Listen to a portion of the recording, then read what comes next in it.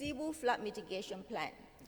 In May this year, when the construction of the pump stations in Kampung Dato and Kampung Nangka had commenced, it came to light that Phase 3 of the flood mitigation plan for Sibu was changed from the construction of Pump Station 6 at behind Paramount Hotel at Sibu Town Square Phase 2 in PS7 and 8 this pump station at Kampung Dato, Hilir, and Kampung Nangka respectively. In that regard, I liaised with the Federal Ministry of Land, Water and Natural Resources and the relevant departments of drainage and irrigation at both Sibu and Kuching levels, have spoken to the relevant officers and have studied the master plan.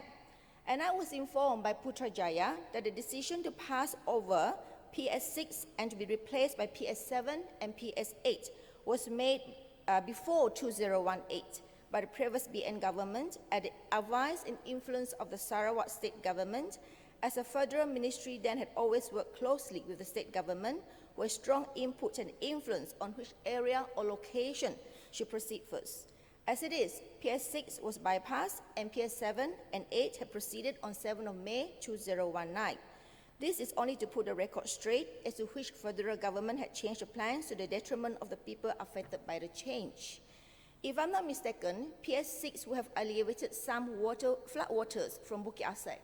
As part of the water discharge from Huakil Road will go into the earth drains of Jalan Oya, Brook Drive, and Jalan Tuanku Osman to Sibu Town Square and Paramount Hotel, where PS6, once it is installed together with the tidal gate, would have eliminated the impact of high water level from Batan Rajang, which to a certain extent will reduce flash flood in the area.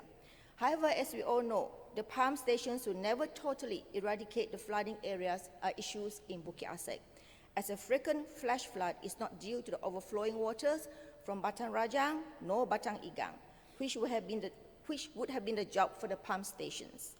But rather, it is a localized flooding due to the settlement of the road in the area, and due also to the fact that the clogged and collapsed drains have no proper and effective outlets for the collected rainwater to flow out.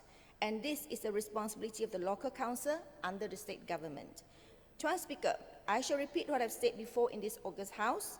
If the overall drainage system in Bukit Assek is not reconstructed, no matter how many pump stations may be installed, Bukit Assek will still be very prone to flash flood. Some parts of the drains are as old as 30 years. Most have collapsed and fallen through, and some have caused the rainwaters to collect and even flow backwards into residents' house, as in the case in Jalan Gapor. 90% of the drains in Bukit Assek are blocked and clogged up with rubbish and filth.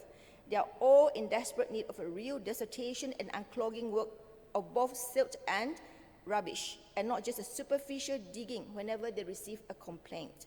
Tuan Speaker, the best way to tackle all this is to do a proper dissertation and unclogging of all the drains in Bukit Assek, and then a reconstruction of covered drains, as is currently done in Jalan Lansak, and which works have alleviated some flash flood, as I've observed in the current rainy season. Perhaps here I'd like to deviate and ask, when would the whole project of the reconstruction at Jalan Lansak be completed, as it is going rather slow, with long periods of inactivity. But back to the reconstruction of drains. Besides this, the roads all need to be elevated. No doubt, more funds will be required, but I'm confident that there will not be a problem, since 67% of the whole budget for next year has been allocated for development expenditure. And also we have received enough assurances that our state coffers is full to bursting. I would therefore urge on behalf of my constituents in Bukit Assek for an overhaul of the drainage system.